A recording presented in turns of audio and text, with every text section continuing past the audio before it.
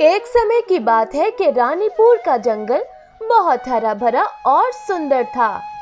उस जंगल में 4 मित्र मीनू चिड़िया, कालू कौवा, मिठू तोता और बोनी उल्लू रहते थे। वे सब बहुत गहरे मित्र थे। उनकी दोस्ती की मिसाल सारा जंगल दिया करता। कालू कौवा उन सब में बहुत आलसी और कामचोर था। वे बिल्कुल मेहनत नहीं करता था। कालू भैया, बारिश का मौसम आने वाला है। हम अपने घरों से बाहर नहीं निकल पाएंगे। क्या आपने बारिश के मौसम के लिए कोई भोजन जमा किया है? अरे मीनू बहन, तुम तो हमेशा बोरिंग बातें करती हो। अभी बारिशों में बहुत समय है। आजकल मौसम कितना अच्छा है। मेरा अभी काम करने का मन नहीं चाहता। लेकिन कालू भैया, अगर आप इन दिनों में मेहनत नहीं करोगे तो अगले दिनों में आपको बहुत दिक्कत होगी। कालू कौवा मीनू चिड़िया की बात का बहुत गुस्सा करता है और उसको बुरा भला कह देता है। अरे मीनू चिड़िया, अगर तुम्हें खुद काम करने का शौक है तो तुम करो। ख्वामखा मेरा दिमाग खराब मत करो। मैं जा रहा हूँ। आई बड़ी बुद्धिमान कहीं की।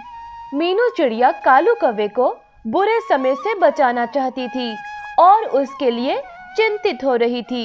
लेकिन कालू कौवे की बातें सुन के वे बहुत उदास हो जाती है। अरे मीनू बहन, तुम उदास मत हो। कालू भैया की आदत तो तुम जानती हो।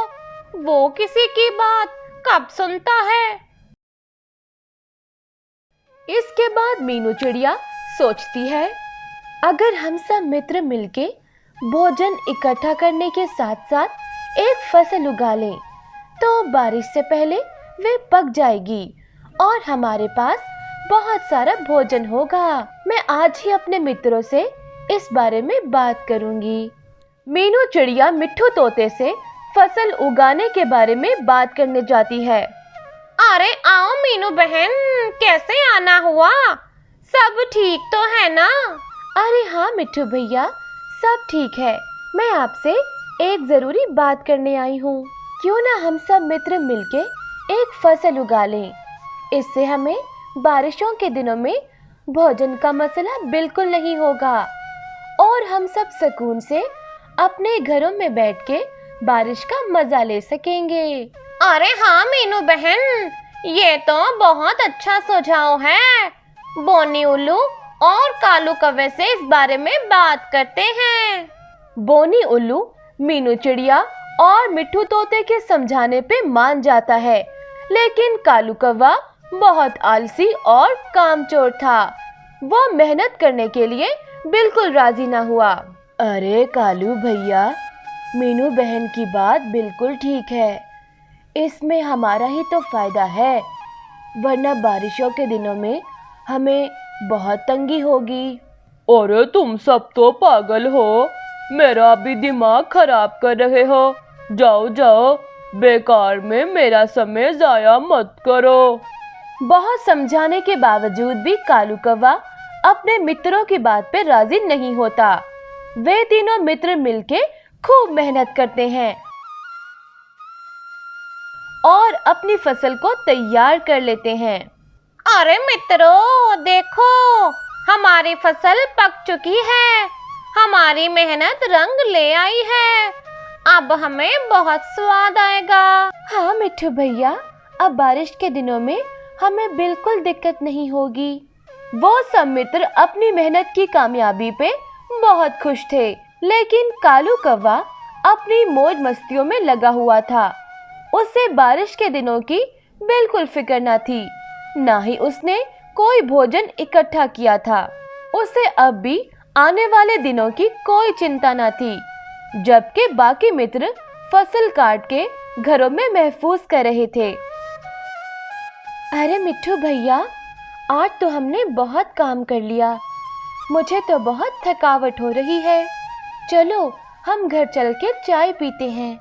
अरे हाँ मीनू बहन, मैं भी बहुत थक गया हूँ। लेकिन मैं आने वाले दिनों में अपने घर की खिड़की से बरसात के मजे लूंगा। इतने में कालू कौवा वहां पर आ जाता है। अरे दोस्तों, कैसे हो? काम कर कर के तुम लोगों की शक्लें बिगड़ गई हैं। हो। कालो भैया, हमने काम किया है तो उसका फल भी हमें ही मिलेगा। हमें बरसात के दिनों में कोई दिक्कत नहीं होगी। क्या तुमने भी कोई इंतजाम किया है? अरे मेरा तुम लोगों की तरह दिमाग खराब थोड़ी है, पागल कहीं के। कालू कौवा अपने मित्रों का मजाक बना के वहां से चला जाता है। चंद दिन के बाद बरसात का मौसम शुरू हो जाता है और तमाम पंछी दुबक के अपने घरों में बैठ जाते हैं। कालू कौवा भी मजे से बारिश को देख रहा होता है। अचानक से उसको भूख सताती है और उसे ख्याल आता है कि इतनी बारिश में वो भोजन तलाश कैसे करेगा। सोच ही सोच में शाम हो जाती है और कालू की भूख शदीद हो जाती है, लेकिन बारिश थमने का नाम नहीं लेती। फिर कालू कौवे को ख्याल आता है कि उसके मित्र उसको कितना समझा रहे थे, लेकिन उसने उनकी एक बात ना सुनी। आज वे सब अपने घरों में शांति के साथ बैठे हुए थे और कालू कौवे के पास खाने को कुछ नहीं था।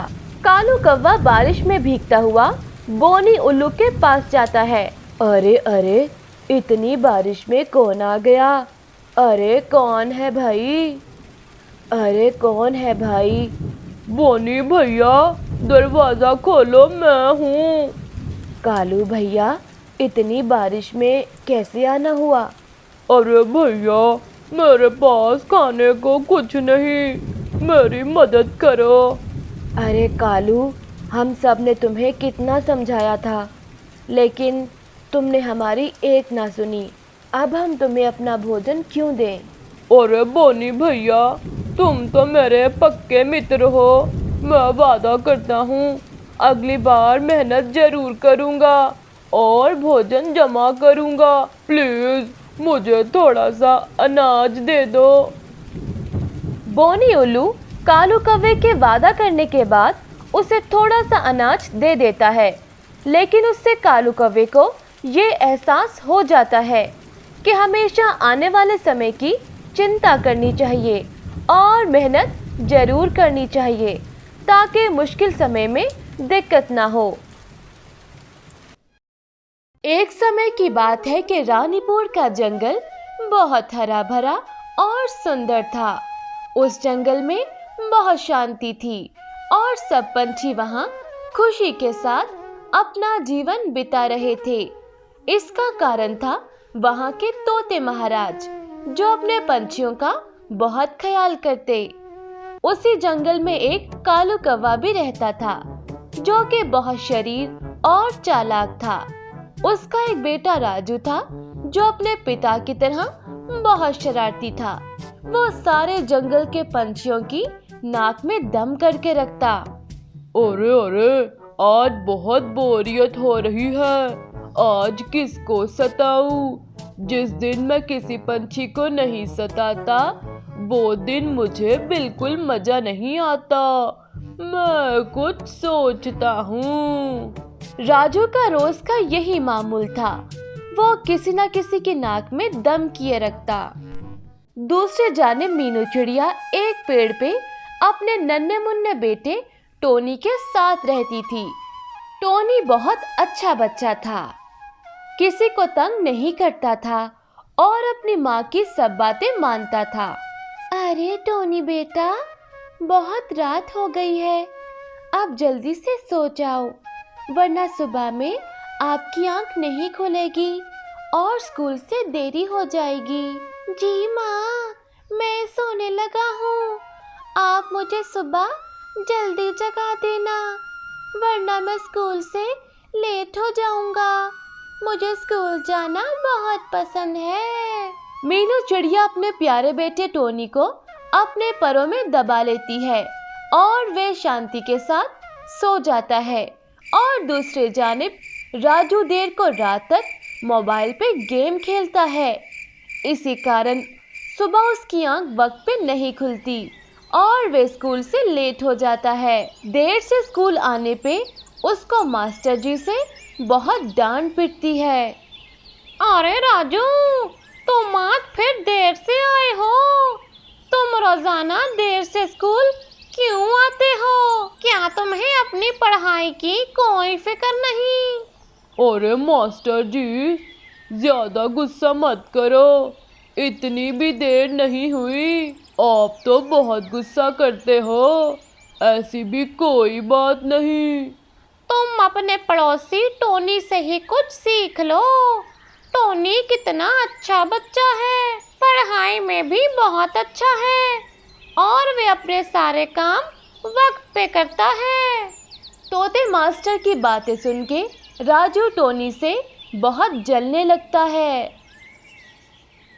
अरे ऐसी भी क्या बात है, टोनी की मास्टर जी ने बहुत तारीफ की। ये टोनी का बच्चा खुद को क्या समझता है, मुझे इसको सबक सिखाना ही पड़ेगा। राजू टोनी के पास जाता है और कहता है, अरे टोनी, क्या कर रहे हो? मैं कल स्कूल के टेस्ट की तैयारी कर रहा हूँ।